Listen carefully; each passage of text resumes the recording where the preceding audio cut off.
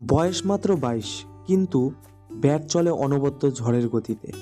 কোচের সামনে কোচের রেকর্ড ভেঙে দিয়ে নতুন এক অধ্যায়ের সূচনা করল ভারতীয় দলে।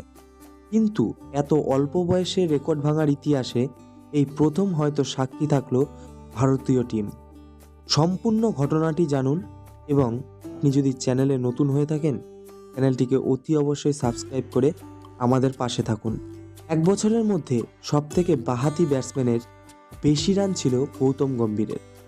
বর্তমান সময়ে ইন্ডিয়ান দলে ক্রিকেটে কোচ হলো গৌতম গম্ভীর, আর গৌতম গম্ভীরের সামনে 16 বছর পর ভেঙে দিল তার রেকর্ড 22 বছর বয়সের তরুণ যশস্বী জয়সওয়াল।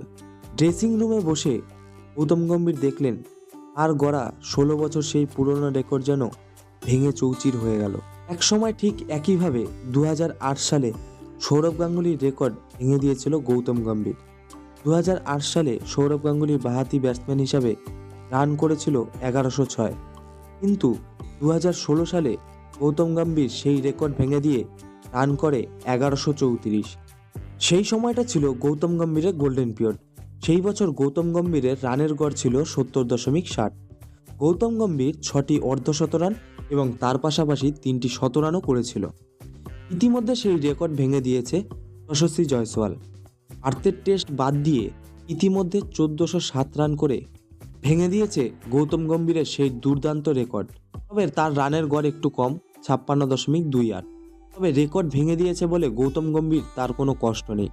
সূত্র মারফত খবর শোনা যাচ্ছে গৌতম গম্ভীর নাকি গর্ববোধ হচ্ছে জয়সওয়ালকে নিয়ে, কারণ তিনি কোচ থাকাকালীন তার রেকর্ড ভেঙে দিয়েছে।